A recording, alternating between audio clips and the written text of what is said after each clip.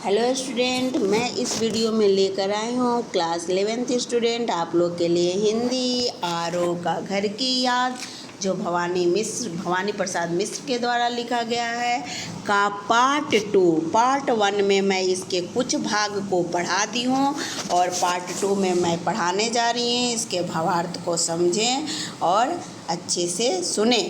देखिए, अब यहाँ तक मैं पढ़ा दी थी कि माँ की जिसकी स्नेह धारा यहाँ तक भी पसारा, उसे लिखना नहीं आता जो कि उसका पत्र पाता। यहाँ तक मैं फर्स्ट पार्ट 1 में पढ़ा दी थी। अब यहाँ देखिए, पिताजी जिनको बुढ़ापा एक क्षण भी नहीं व्यापा, जो अभी भी दौड़ जाए, जो अभी भी खिलखिलाए, मौत के आगे न हिचके, शेर के आगे न बिचके, बोल में बादल गरजता, काम में झंझाल रचता।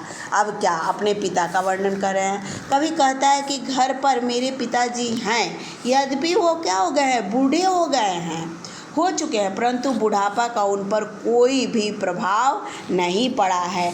आज भी उनके हृदय में नवयुवकों जैसे क्या उत्साह है, साहस है। शरीर भी इतने स्वस्थ हैं कि वे अभी भी क्या कर सकते हैं, दौड़ लगा सकते हैं।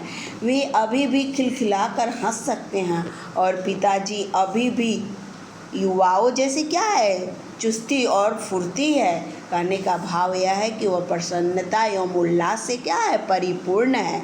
मौत के आगे न हिचके, शेर के आगे न बिचके, बोल में बादल गरजता, काम में झंझाल रचता। अब फिर कवि कहते हैं कि उनमें इतना साहस है कि मौत के सामने भी वो क्या करते हैं, डटकर खड़े हो जाते हैं, तथा शेर के सामने आने पर भी वे नहीं डरते। अर्थात उनके सामने किसी भी भयंकर मुसीबत क्यों ना आ जाए, वे उनसे कभी नहीं घबराते। उनकी आवाज़ में बादलों जैसी गरजना है, बोल में बादल गरजता, यानी उनकी आवाज़ में क्या है, बादलों की जैसी गर्जना है। और उनके कार्यों में काम में झंझाल रचता, और उनके कार्यों में आंधी तूफानों के जैसे क्या है, कंपन है। अर्थात वे जब भी किसी कार्य को करते हैं तो ऐसा लगता है कि जैसे आंधी तूफान आ गया। अब यानी यहाँ कहने का अर्थ भाव यह है कि पिताजी के उम्र का प्रभाव उनके किसी भी कार्य पे नहीं पड़ता। यह उनकी इच्छा शक्ति और दृढ़ और अद्वितीय है। उनकी इच्छा शक्ति क्या है, दृढ़ और अद्वितीय है। चलिए फिर आगे चलिए, मैं पढ़ाने चल रही हूँ। यहाँ देखिए, अब है आज गीता पाठ करके, दंड 260 करके, खूब मुगदर हिला लेकर, मूठ उनकी मिला लेकर, जब कि नीचे आए होंगे, नैन जल से छाए होंगे, हाय पानी गिर रहा है घर नज़र में, हाय पानी गिर रहा है घर नज़र में तिर रहा है।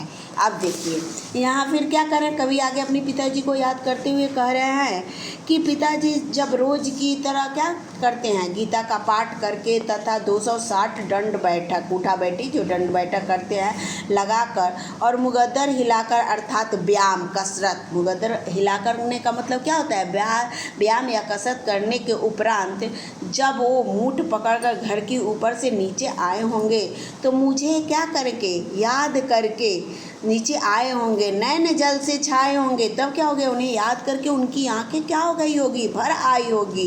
वे मुझे अपने पास ना पाकर क्या हो गए होंगे, व्याकुल हो गए हुए होंगे। और इन सब स्मृति कवि को क्या कर दे रही है, व्यतीत कर दे रही है, ठीक है ना। फिर वो जब नीचे आए होंगे, नैन जल से छाए होंगे, हाय पानी गिर रहा है घर नज़र में तिर रहा है, तो ये सब याद करके क्या कवि को व्यतीत कर देती है, तथा बरसते पानी में कवि को घर की याद सताने लगती है। अब देखिए फिर यहाँ, अब देखिए आगे, चार भाई चार बहनें, भुजा भाई प्यार बहनें, खेलते हैं या खड़े होंगे, खेलते या खड़े होंगे, नज़र उनको पड़े होंगे। पिताजी जिनको बुढ़ापा एक क्षण भी नहीं व्यापा, रो पड़े होंगे बराबर पांचवे का नाम लेकर। अब फिर यहाँ कवि अपने भाई बहनों को याद करते हुए कहते हैं कि उनके 4 भाई तथा 4 बहनें हैं। उनके भाई भुजा के समान सहयोगी और कर्मठ है, और बहनें क्या है, प्रेम की प्रतीक है। इस समय जब उनके घर में उनके भाई बहन खेल रहे होंगे या खड़े होंगे, है ना, यहाँ खेलते या खड़े होंगे, यानी इस समय उनके भाई बहन क्या होंगे, खेल रहे होंगे या खड़े होंगे, तो पिताजी की नज़र उन पर पड़ी होगी, अवश्य पड़ी होगी, और उन्हें देखकर वे प्रसन्न हो रहे होंगे। लेकिन मुझ अभागे को न पाकर, यानी किसको, भवानी प्रसाद मिश्र को न पाकर मेरा नाम लेकर क्या होंगे, रो पड़े होंगे, आंसू बहा रहे होंगे। भाव एक है कि एक क्षण के लिए जिन पर बुढ़ापा का असर नहीं हुआ होगा वे किसी भी मुसीबत में नहीं घबराते। ऐसी दृढ़ एवं साहसी पिताजी अपना धैर्य बेटा को ना पाकर क्या किए होंगे, खो बैठे होंगे, और अपने पुत्र से मिलने की यातनाएं याद करके उनकी आंखों से क्या हो गई होगी, आंसू बह रहे होंगे, आंसू निकल आए होंगे, यानी उनके अपने बेटे की स्मृति क्या कर दी होगी, उन्हें रुला दिया होगा। अब देखिए फिर पांचवा, मैं हूँ अभागा जिसे सोने पर सुहागा, पिताजी कहते रहे हैं, प्यार में बहते रहे हैं, आज उनके स्वर्ण बेटे लगे होंगे उन्हें हेटे, क्योंकि मैं उन पर सुहागा बंधा बैठा हूँ अभागा। अब क्या कह रहे हैं, अब कह रहे हैं कि हेटे मीन्स क्या होता है, गौड़ या हीन, कोई अपने आप को हीन नहीं समझता, उसी को कहते हैं हेटे, ठीक है।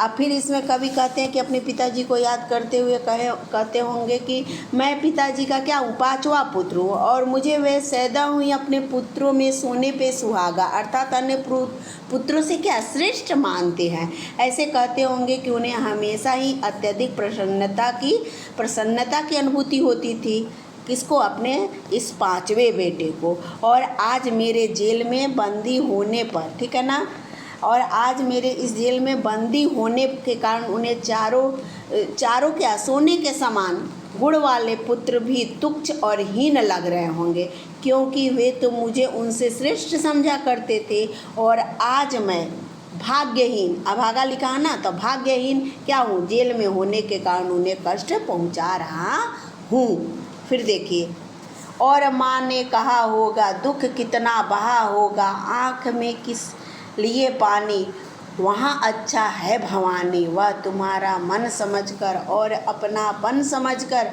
गया है, सो ठीक ही है, यह तुम्हारी लीक ही है। अब देखिए, उनको अपनी पत्नी को समझा रहे हैं। अब कभी अपने पिताजी की स्थिति का अनुमान लगाकर कहते हैं कि उसके पिताजी की आंखों में आंसू देखकर माँ का हृदय क्या हो गया होगा, दुखी हो गया होगा, किसके, पिताजी की आंखों में आंसू देखकर। तब वे उन्हें ढाढ़स बनाते हुए कहती होंगी कि वहाँ हमारा बेटा भवानी जो है वह अच्छी तरह से होगा, आप अपना मन क्यों छोटा कर रहे हैं, क्यों आंसू बहा रहे हैं, उनकी माँ कह रही हैं, ठीक है। फिर कह रही हैं, वह उन्हें समझाते हुए कहती हैं कि वह हमारे मन की बात समझकर और आपसे अपनत्व का भाव दर्शाने के कारण ही जेल गया है, वह तुम्हारा मन समझकर और अपनापन समझकर। तो क्या वह उन्हें समझाते हुए कहती है कि वह आपके मन की बात को समझकर ही और आपसे अपनत्व के भाव को दर्शाने के कारण ही कहाँ गया होगा, जेल गया होगा, और वह उसके द्वारा बताए गए रास्ते पर ही, वह पिताजी के यानी आपके द्वारा बताए गए रास्ते पर ही, लिख का मतलब कि बताए गए हुए जो परंपरा है, ठीक है ना, लिख का मतलब परंपरा, यहाँ बताए गए रास्ते पर ही तो चल रहा है, अर्थात वह तो आपके यानी पिताजी द्वारा बनाई गई परंपरा का ही पालन कर रहा है, लिख का मतलब पालन होता है। That's all. यहाँ मैं फिर पार्ट सेकंड ख़त्म करती हूँ, फिर लेकर आऊँगी पार्ट थर्ड में जो शेष भाग बचे हैं उसे पढ़ाने के लिए तथा उसके भावार्थ को समझाने के लिए।